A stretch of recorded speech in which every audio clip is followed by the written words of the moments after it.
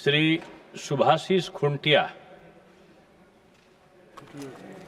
जय Jagannath. 4 minutes. Thank you, Chairman, Vice Chairman sir, for giving me the opportunity to speak on budget. महोदय, उड़ीसा के लोग को उम्मीद थी कि जिस राज्य को नवीन बाबू के नेतृत्व में लगातार आगे बढ़ाने का चल रहा था, वह तथाकथित डबल इंजन सरकार में अधिक गति से प्रगति करेगा। लेकिन आज जो स्थिति दिखाई दे रही है वह बिल्कुल विपरीत है सर। जहां एक इंजन उड़ीसा को आगे ले जा रहा था, वहीं डबल इंजन दोगुनी रफ्तार से पीछे धकेलता हुआ नजर आ रहा है। यह उड़ीसा की जनता की आकांक्षा और विश्वास के साथ स्पष्ट विश्वासघातकता है सर। उड़ीसा के लिए इस बजट में मुख्य 3 घोषणाएं की गई है sir. Rare earth corridor, national waterway, turtle eco trail. प्रश्न यह है, क्या ये वास्तव में विकास के प्रतीक है या केवल संसाधनों के सिस्टमेटिक एक्सप्लोटेशन के टूल्स है सर?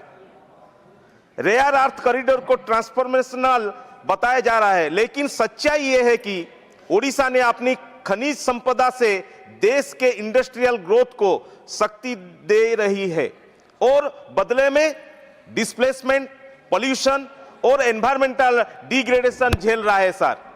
यदि मिनरल बाहर जाते रहेंगे और यहां डाउनस्ट्रीम इंडस्ट्री नहीं लगेगा तो एम्प्लॉयमेंट कैसे बढ़ेगा सर? कोल रॉयल्टी 2012 से स्थिर है। 14 वर्ष में एक बार भी संशोधन नहीं हुआ है। इसके कारण उड़ीसा को हर साल महत्वपूर्ण राजस्व नुकसान होता है सर। नेशनल वाटरवे की बात करने से पहले सरकार को हमारे नदियों, विशेषकर महानदी की वास्तव स्थिति को दृष्टि डालना चाहिए।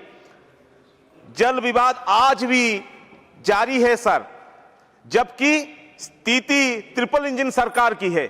छत्तीसगढ़ में वही सरकार, उड़ीसा में वही सरकार और केंद्र में भी वही सरकार है सर।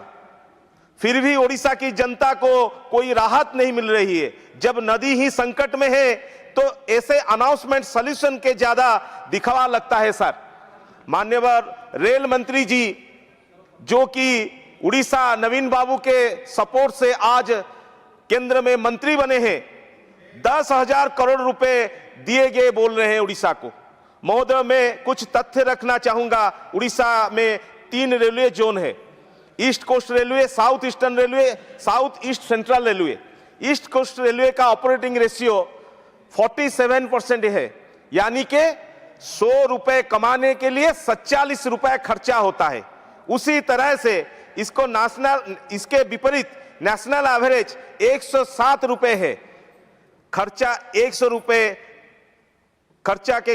रुपए कमाने के है।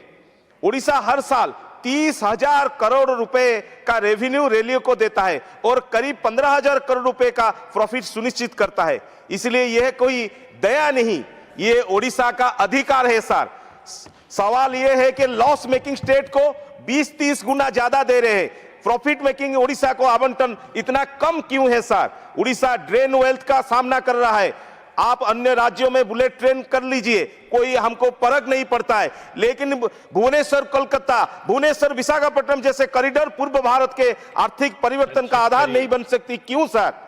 आप फ्राइट कॉरिडोर की बात करते हैं ताकि यहां कोल और मिनरल आसानी से गुजरात चले जाए, लेकिन मैं स्पष्ट कहना चाहता हूं, अब उड़ीसा के लोगों को और मिसलीड नहीं किया जा सकता। सब लोग समझ गए हैं कि डबल इंजन सरकार दिशा नहीं दिखाता है, विनाश के ओर ले जा रहा है। माननीय सभापति महोदय, यह केवल बजट का प्रश्न नहीं है, यह आर्थिक न्याय का प्रश्न है और उड़ीसा स्पेशल स्टेट कैटेगरी के लिए आज भी इंतजार कर रहा है। जय जगन्नाथ, वंदे उत्कल जननी। बहुत धन्यवाद, बहुत अच्छी हिंदी बोली आपने।